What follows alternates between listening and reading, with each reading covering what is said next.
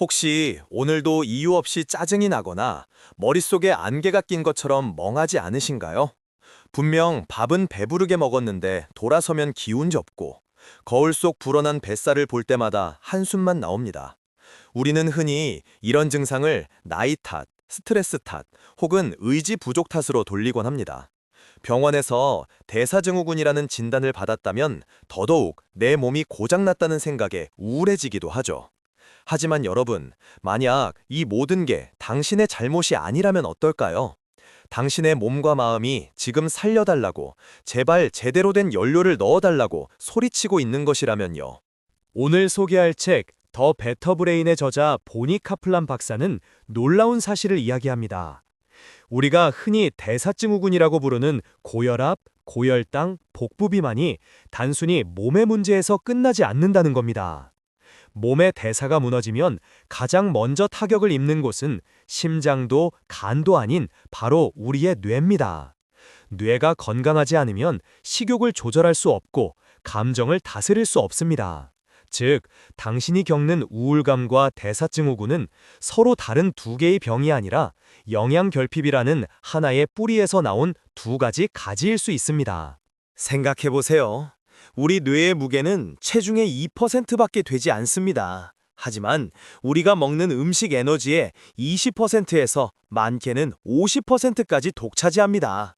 뇌는 우리 몸에서 가장 비싸고 가장 까다롭고 가장 탐욕스러운 기관입니다. 심장이 뛸 때, 숨을 쉴 때, 그리고 지금 이 영상을 보며 내용을 이해하려는 이 순간에도 뇌는 엄청난 양의 영양소를 태우고 있습니다. 그런데 대사증후군을 앓고 계신 분들의 식단을 살펴보면 칼로리는 넘쳐나지만 정작 뇌가 필요로 하는 진짜 영양소는 텅 비어 있는 경우가 많습니다. 이것을 숨겨진 기야, 히든 헝거라고 부릅니다. 배는 부른데 세포는 굶주려 죽어가는 상태죠.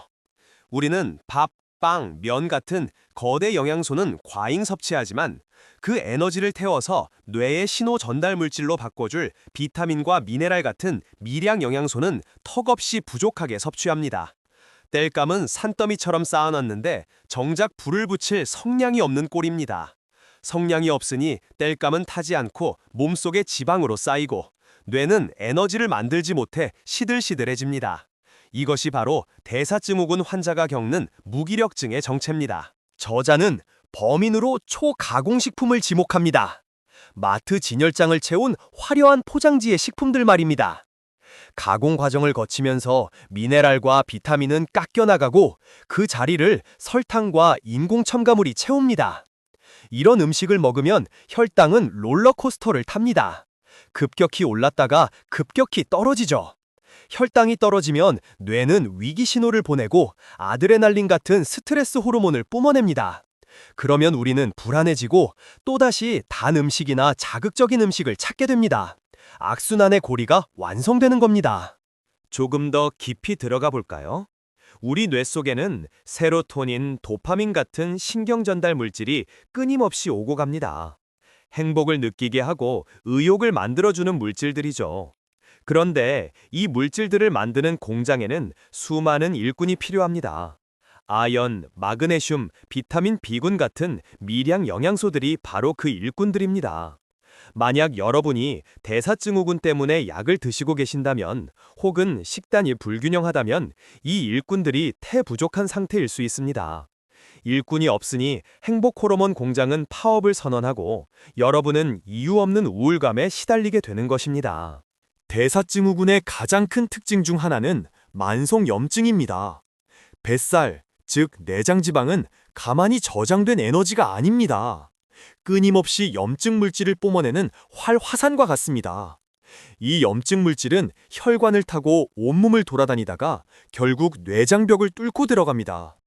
뇌에 염증이 생기면 어떻게 될까요? 뇌세포의 기능이 떨어지고 치매의 위험이 높아지며 우울증 발병 위험이 급격히 상승합니다. 책 더 베터 브레인은 이렇게 말합니다. 염증을 잡지 못하면 뇌를 고칠 수 없고 식단을 바꾸지 않으면 염증은 사라지지 않는다라고요. 물론 병원에서 처방받은 약은 중요합니다. 하지만 보니 카플란 박사는 묻습니다. 영양결핍으로 생긴 문제에 약물만 쏟아붓는 것이 근본적인 해결책이 될 수 있을까요? 우울하다고 항우울제만 먹고 혈압이 높다고 혈압약만 먹으면서 정작 그 증상을 유발한 식단은 그대로 둔다면 우리는 평생 약의 노예가 될 수밖에 없습니다. 약은 급한 불을 끄는 소방수이지만 무너진 집을 다시 세우는 건 좋은 건축자재, 바로 영양소입니다. 책에는 감동적인 사례가 나옵니다. 심각한 감정 기복과 대사 문제로 고통받던 한 환자의 이야기입니다. 그녀는 수많은 약을 먹었지만 차도가 없었습니다. 하지만 연구팀의 조언에 따라 미네랄과 비타민이 풍부한 식단과 보충제를 섭취하기 시작했습니다. 놀랍게도 몇 주 만에 그녀의 뇌안개가 걷히고 감정이 안정되었습니다. 덩달아 혈압과 혈당 수치도 개선되기 시작했죠. 뇌가 만족하니 식탐이 사라졌고 자연스럽게 체중도 줄어든 것입니다. 기적이 아니라 인체의 생화학적 원리가 정상으로 돌아온 결과였습니다. 그렇다면 당장 무엇을 먹어야 할까요? 저자는 지중해식 식단을 강력하게 추천합니다. 올리브 오일, 견과류, 생선, 그리고 무엇보다 무지개색의 채소와 과일입니다. 가공되지 않은 통곡물과 콩류도 중요합니다. 여기서 핵심은 다양성입니다. 한 가지 영양소만 많이 먹는 건 오케스트라에서 바이올린만 연주하는 것과 같습니다. 우리 뇌는 수십 가지 영양소의 하모니를 원합니다. 오늘 식탁을 한번 점검해 보세요. 포장지를 뜯어서 먹는 음식이 많습니까? 아니면 껍질을 벗겨서 먹는 음식이 많습니까? 갑자기 모든 걸 바꾸기는 어렵습니다. 하지만 저자는 딱 30일만이라도 초가공식품을 끊고 진짜 음식을 먹어보라고 제안합니다. 처음 며칠은 힘들 수 있습니다. 뇌가 설탕을 내놓으라고 아우성칠 때니까요. 하지만 일주일이 지나고 2주일이 지나면 거짓말처럼 머리가 맑아지는 것을 느끼게 될 겁니다. 아침에 눈을 뜨는 게 가벼워지고 오후에 나른함이 사라집니다. 이것은 당신의 뇌가 드디어 굶주림에서 벗어나 제대로 작동하기 시작했다는 증거입니다. 건강한 식단은 비싸다고 생각하시나요?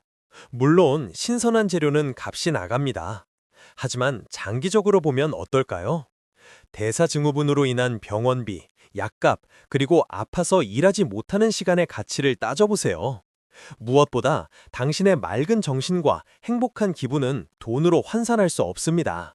진짜 음식에 투자하는 것은 단순한 식비 지출이 아닙니다. 당신의 뇌와 미래에 대한 가장 확실한 투자입니다.